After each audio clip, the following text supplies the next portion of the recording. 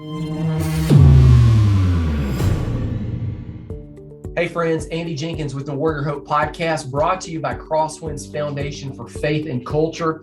Every week on this podcast, here's what we try to do. We take our best shot at connecting veterans to their next mission. The most common obstacle that we see are these two right here: isolation, that is trying to do it alone, and unresolved hurts, or as I wrote down there at the bottom, unprocessed pain of the past. I'm going to write a new sheet right here for next week because that one is just completely illegible. Here's why your mission matters. Number one, you've got a purpose. You were designed by God for greatness and a purpose, and we really feel like you've got to walk it out. You need to walk it out because there are people. It matters because of the people who are in your life and the people who are going to be affected and served by that mission. Those people include your family, your friends, and fellow service members. The fellow service members are the people that had your six back when you were deployed. They have your six even now. You had theirs. You have theirs now. Let's just continue to move forward and do this thing together. Again, let's connect to the next mission. Now, today I am bringing you another conversation with my friend Chris Turner. Chris Turner is the U.S. Marine that is the musician in Nashville, that is the headliner and leads our Freedom Tour. I'm going to put a link down in the show notes to the Freedom Tour schedule so you can find out where he's going to be next. He's the one that's been connecting up with the veterans of foreign wars, going there, having the concerts. We talked all about that in another episode earlier. Again, the link to the previous episode, all in the show notes.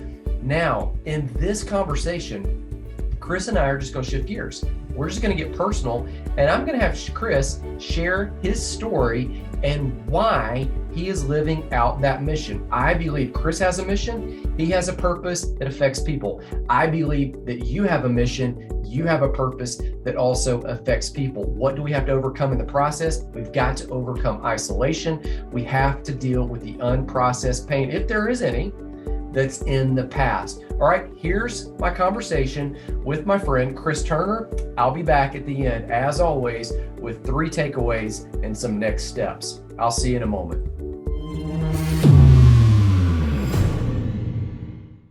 Hey guys, Andy Jenkins here. Chris Turner is not a stranger to you if you've been around the Crosswinds family and you've seen the Warrior Hope curriculum and the Invisible Scars and Honoring the Code videos, all of that. Chris Turner is actually very instrumental because Chris, as we talked about in a recent episode of the Warrior Hope podcast, and you saw it on video, because now in season 2, we're actually doing this where you can listen or you can actually watch. We talked all about the Freedom Tour, but during that show, we really didn't talk about Chris. We talked about the tour, and one of the really best features of the entire Freedom Tour is not just the music that Chris plays. One of the best features is actually Chris himself. And the story that he's lived, the experiences that he's had, and how he brings all of that to the table. So Chris, welcome back.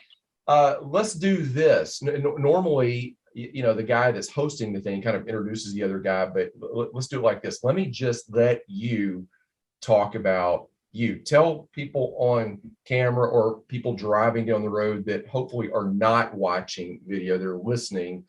Tell them who Chris Turner is and why Chris Turner is involved with the Freedom Tour. Andy, thanks for having me back on, man. I really appreciate it. As you mentioned, my name is Chris Turner. I am a United States Marine Corps veteran. Hoorah.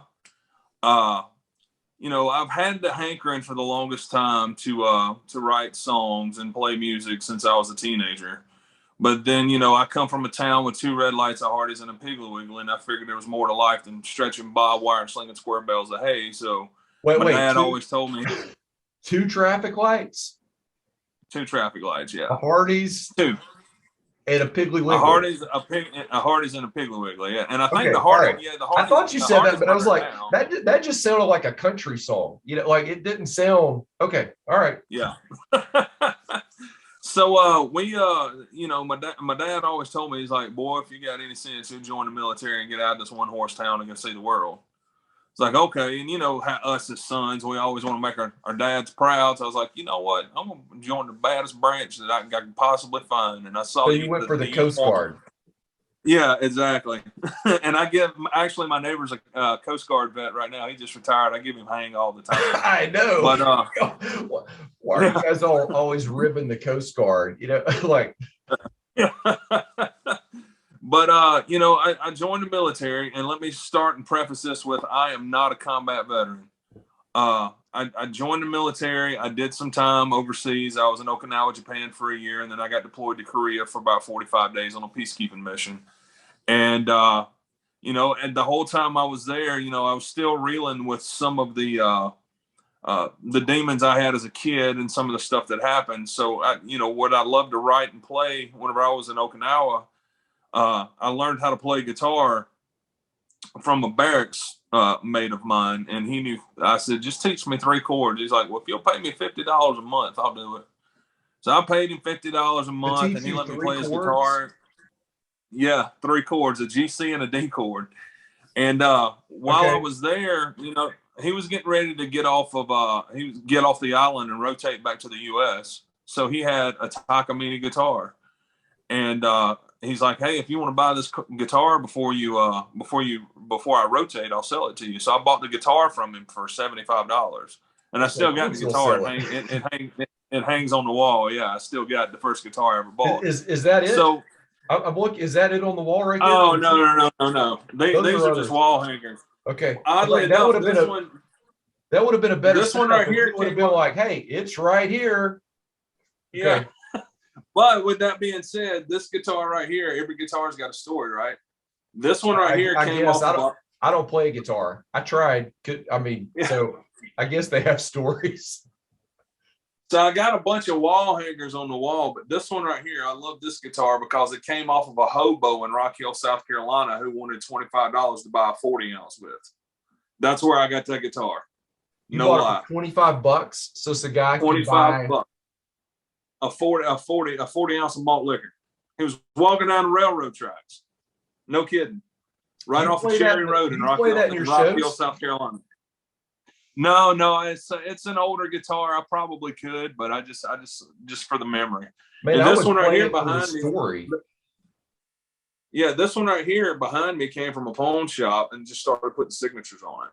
So that's a signature guitar, like places I go or people that I play with and shows like that. But so I started playing guitar and I started writing. So whenever I rotated back to the U.S., my while I was in the Corps and I was stationed at Camp Lejeune with 2nd Fleet Service Support Group, and I had just gotten meritoriously promoted to corporal, and I was assigned my fire team. So what I did was I had my fire team over to the barracks with me to celebrate my promotion, to get to know everybody, because I'm now their non-commissioned officer that's in charge of them.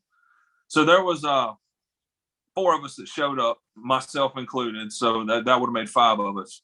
And one of the guys that was assigned to me, he was from Orangeburg, South Carolina. He was not the most squared away Marine. He was a dark green Marine. And, the platoon sergeant assigned him to me because he was one that needed the most, the most work, if you will. So I invited everybody over and we're sitting down and we, there was 5 of us and I ordered, I got a 6-pack of, something to drink, if you will, to keep it PG. And we ordered some pizzas and we hung out till about 2:00 in the morning. I mean, there was nothing really explicit about it except for the fact that we were just hanging out and just camaraderie and just being Marines. So about 1:30 in the morning. There's nothing explicit about it except for we were hanging out. So, exactly. So like you're saying, what you're saying is, so when Marines are hanging out, it is explicit, is what you're. It can get very visual, if you will. Okay. Yeah. All right. So, yeah, all right. But we left. Everybody shook my hand and gave me a bro hug and said, "Congratulations, Corporal Turner. Looking forward to it," and all this stuff. And the last one that did that, his name was Private Sprinkle. He's like, "Hey, Corporal Turner, I'll see you in the morning." I was like, "Good to go. We got formation at 05:30 to step off for PT, which is physical training. We take off when we run." Exercises, calisthenics, and all that stuff. So I go to bed. It's probably about 2 in the morning. My phone rings at 4:45, And the barracks duty NCO calls me and says, Corporal Turner, we need you down here at the enlisted barracks because we've got an issue with private sprinkle. It's like, okay, what's going on? It's like, just come down here and we'll go through it when you get down here. How old were you? How old were you when this was going on? 21. Okay, so I'm just trying to 20. Put in perspective. Yeah, I was 21, 22 years old. Yeah, because the guys that are leading this for our country are, I mean, they're really young. I mean, massive experience with what they've done, but man, they're taking on a lot of responsibility. Okay, so 21, you're going to sleep thinking 21, 22 years. Yeah, 21, 22 years old, man. You got you've got sergeants that have been in the Corps and they're coming up on the end of their enlistment, and they're leading platoons of Marines to take kills and fight out of fighting holes and friggin' infiltrate buildings and such. So right. But anyway, I get down to the barracks and there's ambulances and military police surrounding the front of the barracks, and I'm like, man, he done come back down here and just drank all night long. And what Marines do whenever they're in the rear and they're away from their families. I walk in and the MPs are there, and the duty NCO pulls me to the side. He's like, Corporal Turner, we found PFC Sprinkle about an hour ago and he had hung himself. And he had left my room, went back to his barracks and stuck a web belt around his neck and hung himself from the top bunk. And I never saw it coming. No signs, no nothing. And we got it, myself and my fire team, we got investigated by NCIS to see if there was any telltale signs or what his mood was or why he would have done this. And for me, I had survivor's guilt for about 5 years after that, trying to figure out why I never saw it coming. I never saw it. And the thing is he did it under my watch. He was my Marine. Yeah. And it got me for the longest time. So that's where a lot of my stuff that happened in my childhood, but this too, that's where, after about 4 or 5 years, where I started actually grasping the fact that I had internal demons that I needed to deal with, that eventually became known as PTSD and moral injury, which they didn't really put a label on it until like 2005, 2006 or something like that. And this all happened in 2001, 2002. In the rear view mirror, can you see any signs, or was there such a culture where when something's going on internally that he had actually hidden it that well? Right. Well, there's one thing that we're taught in the Marine Corps. Suck it up. And if you needed a wife, the government would have issued you one. And if you feel like you're in pain is weakness, pride is forever. Right. So we keep everything as Marines compartmentalized, and it's just the way we're trained in boot camp. And there's nothing wrong with it, man, because I mean, we are riflemen and we are the grunts and we are the ground force of the United States. Well, you need that when you're on the front line. But with that being said, the way you're trained that way for your enlistment, the biggest thing about transitioning from the military to civilian life is even though you're transferring or transitioning to civilian life, you don't turn it off. It's not a light switch. So you carry that over into the civilian world. So if you feel that way, and you compartmentalize everything, once you get to the civilian world, you still are a Marine. Once a Marine, always a Marine. So you still think, act, and feel just like a Marine until you can't do that anymore. And it just weighs on you. And then eventually, like myself, you got to get help. You got to talk to people and get it out. And that was my biggest problem for the longest time, is I just didn't want to talk to anybody about it. But I finally, and leading up to that, I finally started dealing with it. And then I moved to Nashville, and then I met you guys, and now I see what you guys are doing for it. And since I had to compartmentalize it for so long and I had no idea how to get help, I feel honored and blessed to where now I can be a tool in this bigger problem that we have. And I can be one asset, one resource to try to tell Marines or soldiers or airmen or coasties or even Navy seamen, whatever.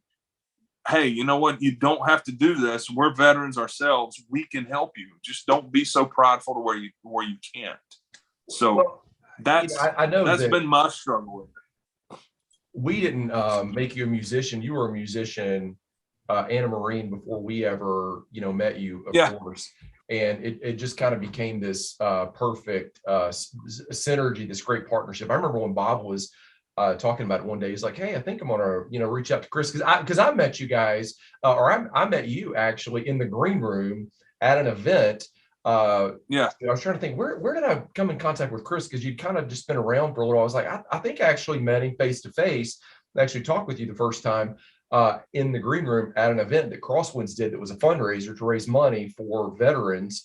And you guys were drinking Jim Beam Black was kind of what the band always goes through. yeah. Because I remember one day, the second time we got there, and for some reason it didn't show up. So I ran to the store and came back with some so that everybody would have it because you have to drink it before you go out on stage, whatever routine that is that you guys do. Yeah.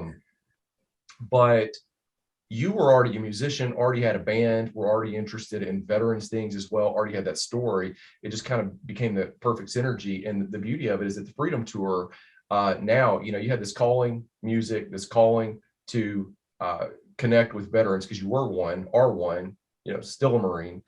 And at the Freedom Tour, which is really a way for us to do music, to connect with people. And while we're doing the music, hey, no strings attached, enjoy the show. By the way, if you need help, we have these groups that we launch that will help you with the Warrior Hope curriculum. And by the way, there's leaders here at this post that are launching groups, and we just want to let you know about it, whether you knew about it or not. And so, you don't have to sign up, you don't have to do anything, but we want to let you know that this resource is here.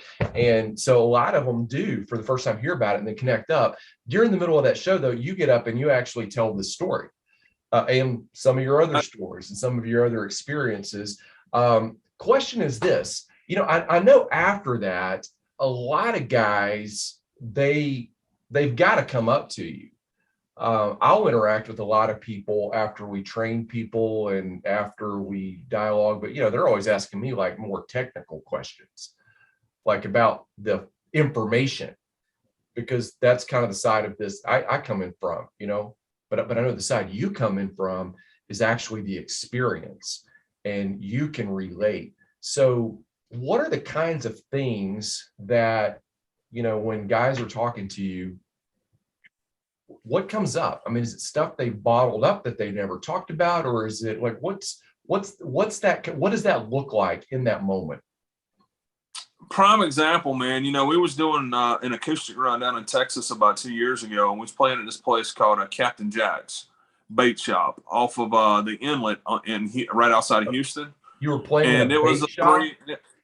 Yeah, it was a bait shop right on the inlet, and it's really cool, and it's a really popular place down there. And you can walk out on the deck and see the live shrimp, and the guy's name is literally Captain Jack, like Captain Jack Sparrow. He's got his boat parked, and you can see like the shrimp and the mullet or whatever the case may be that for the bait for the fishermen. Yeah. So we're out there, and it's really cool. It's a really cool vibe, and the people are great. But during my first set, I had a lot of success with this song called "If You Drink" back in 2018, 2019. So during my first set, generally 3 songs before we end it, because I always like to end the set on a high note. I always play that song, tell the story behind it, how the story landed in my lap, and John Cirillo and Dan Reifsnyder and Sarah Spencer wrote it. I reached out to a buddy of mine, Randy Couture, who is a UFC freaking legend, and sent him the song. And I had this whole dialogue for this video, and we shot this video. And to reference your Jim Beam Black story, Jim Beam Black actually sponsored that video and paid for it to be made. So anytime I can give back before a show, even if it's just a shot for us to come together as a team before we go out, that's the reason the Jim Beam Black. But I was sitting there and I got done with my first set, and this woman walks up to me. She looks like she's probably in her mid-60s, and she says, "You know what? I had no idea. I really appreciate what you're doing for the veteran community, because I lost my husband 3 years ago, and he never would talk to me about Vietnam. He was a Vietnam War veteran. Yeah. And I think more people need to address those demons and those issues, because I tried for so many years, and for me, it's too late. And I've always had the mentality, man, I can appreciate we need to stop 22, but we'll never stop 22. If we can just stop one life is better than none. So I approach every day and every mentality with every show that I do or anything that we do out on the street. Stop one. That's really ultimately what we should be focused on. So, I've had her come up to me and, I'll get messages in my messenger app or text from people. It's like, hey bro, just listen to If You Drink, saw the video, love the messaging. It's really great to see people actually doing something about this pandemic with PTSD and moral injury. And if you go look at the If You Drink video at the end of it, the storyline is phenomenal. And Randy plays a veteran who's suffering, and he's got pills and alcohol beside his bed, and he throws the pills in the trash, and he goes off on this venture with a sealed bottle of whiskey in his Jeep. Right, the whole time the whiskey follows him. The Jim Beam Black follows him throughout the video. Yeah, he goes to VFW, which we filmed at post 1970 here in Nashville. He goes to the VFW and runs into his buddies, and they hang out. And then he takes a ride in his Jeep, and he ends up at the Vietnam Veteran Memorial Wall. And then he takes the whiskey with him, and he finds his buddy on the wall, and he has a drink with his buddy at the end of it. And then it talks about PTSD and how to get help. And I get cold chills just talking about it, just because of the messaging and everything for those 2 days that we were filming that video lined up, because the traveling Vietnam War Memorial happened to be in Nashville that week, and we could capture that footage of Randy being there, and it just the messaging behind it. So, everybody who sees that video or listens to that song, I get endless messages about how much it's helped the veteran community and how much they appreciate it, because, essentially the message is if you drink, don't drink by yourself. Come drink one with us. Yeah. Don't go drink yourself under the table in an unhealthy way. Come gather. And it's crazy because these live performances, man, whenever I play it at these shows, people are singing it back to me. And that is a cool feeling. I've always heard the stories about it, man, but when you hear the audience sing your lyrics and your song back to you, man, that is just completely like mind blowing. And it's almost like a spiritual thing. I mean, it's not spiritual, but it's euphoric. That's the word I was looking for. There's a type of euphoric feeling to it. And to know that I can do that and go to these shows and have the audience sing my stuff back means that I've really made an impact. Well, it could be spiritual if you think about it in the sense that, hey, this is part of the unique design that I've been given by God. This is the message that I carry, that is really to take hope, to take encouragement, to reach out and connect with people. When you start thinking about that being the call that's upon you, and that's what's been poured inside of you to overflow out to others, you go, man, that's a really unique opportunity right there. By 22, in the pandemic of 22, you're talking about the 22 veterans that we can attribute a day suicide. That's the ones that we can look at and go, hey, 22 we know took their life, and there may be others that where it's an accident, or they drink or self-medicate or in some way and die in that way, where we can't necessarily look at it and say, oh, hey, they took their own life. 22, we can actually identify. And again, what I'm saying is the number actually may be more, but you're boiling it down and say, hey, it just really, that 22 stops not just by addressing 22, but saying, hey, there's a single person on the other side that hurts, like in the video, like, man, the unseen guy that was under your charge way back, that started this whole process for you, really thinking through and walking this out. And it makes you wonder how many more people aren't exhibiting the signs because they've been trained, conditioned to bottle it up, to hold it in. And so the people closest to them would never see that in the next 3 hours they've got that struggle, that they've obviously, that didn't happen in 3 hours, man, that happened long before you ever got there. And so many people missed it. Yet now what we're saying is nobody has to miss it.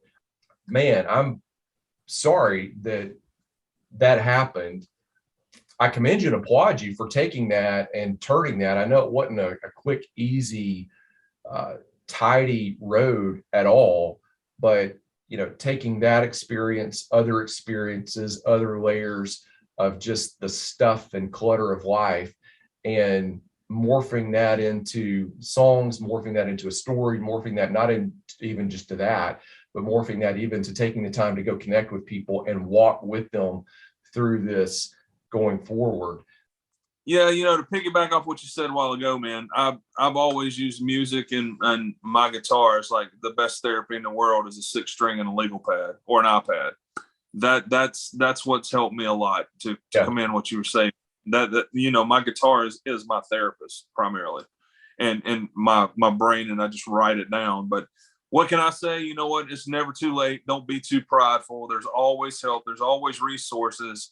And if you're going to contribute anything at all for any type of mission, you need to go to crosswindsfoundation.org or warriorsonmission.org, because they are deeply rooted in trying to help people, veterans alike, and really, really have great resources. And they're really, really very proud organization. And they really believe in what they're doing and the help that they're doing in the veteran community. So, just don't ball it up, man. Get some help, and more importantly, come to a Freedom Tour show. Come to a tour, and going back into the green room, and you can have a shot of Jim Beam Black, right? That's it. Yeah, that's right, man, for sure. Yeah, I mean, this year's going to be great, man. I mean, I'm really excited about what we're going to do on the Freedom Tour. I've got new music that's coming out, and it's going to be a good year. I mean, I've got stuff that's going to be happening that not privy to announce yet, but we'll see what happens. We're still working on it, so it's gonna be great. Sounds good, man. Thank you.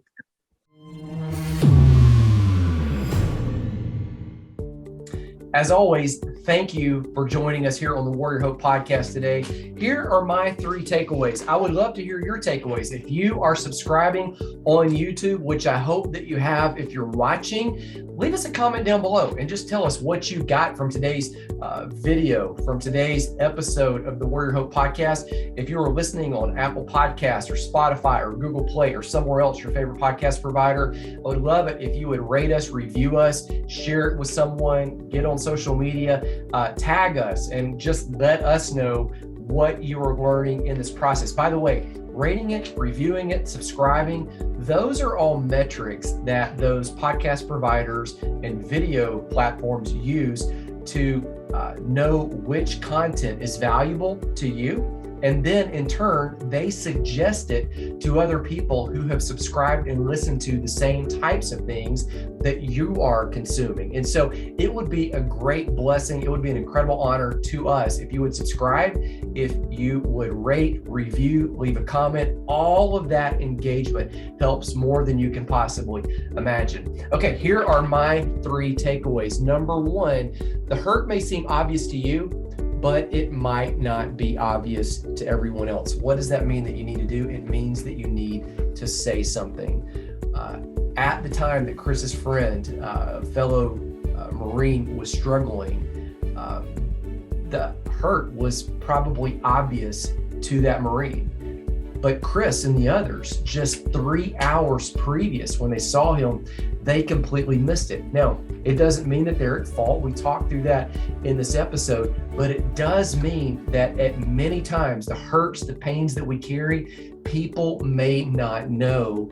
You must say something. Give them the benefit of the doubt and just say, hey, I'm struggling. And I guarantee you, radical grace will kick in at that point. You will be surprised at how many people will embrace you and surround you. Here's point number 2. My takeaway is others can relate.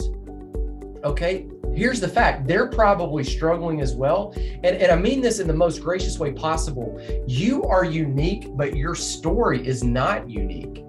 You are a unique, unrepeatable miracle of God, but your story, the details are a little different. But pain is common to the human condition.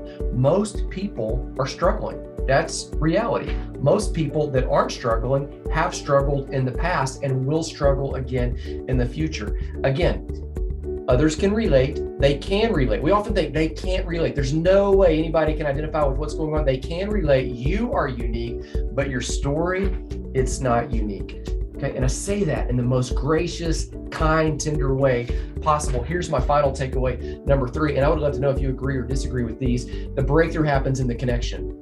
Right there. That's what Chris said. That's why they're doing the Freedom Tour. The breakthrough happens. That's why the groups are going on. The breakthrough happens in the connection. I'm Andy Jenkins. I'm signing off. We believe in you. We are here to help connect you to your next mission. We believe that it's important because you have a purpose and there are people that are affected by that. We believe that we must overcome isolation. We must also overcome the unresolved, unhealed hurts of the past, that unprocessed pain, because there are people out there that are affected by you, by me, by all of us living our mission, by us walking out our purpose. Our family, our friends, the people who served with you, all of those people are looking to you, leaning on you in some degree. And you have no idea how much of a blessing, how much of an encouragement, how much hope that you overcoming in your story gives the people who are coming behind you. Again, Andy Jenkins signing off on behalf of the Warrior Hope Podcast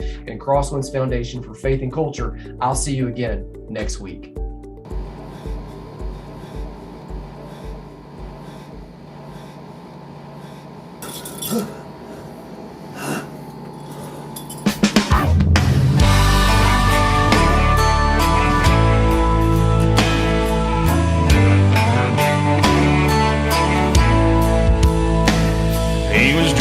Somewhere between Gallup and Winslow on an old stretch of Route 66. At the end of his rope, looking for hope, but he found this old bar here instead. The neon was dusty, the door hinges rusty, on the window a handwritten sign. Between the Paps and the Coors and the two swinging doors, faded words, but he read them just fine. If you cheat, hope it's death that you're cheating. If you lie, lie with someone you love. If you fight, do it for the right reasons. If you drink, then come drink one with us.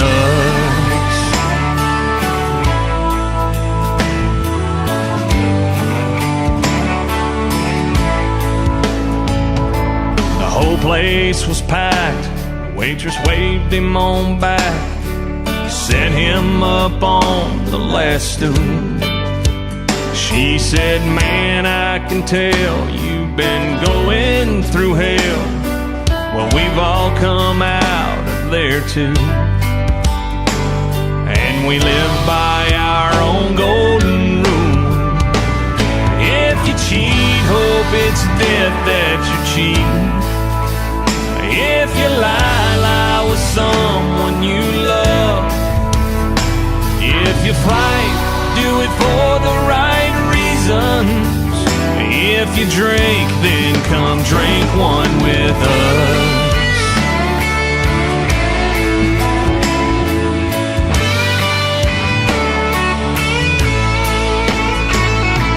All we can do is the best that we can.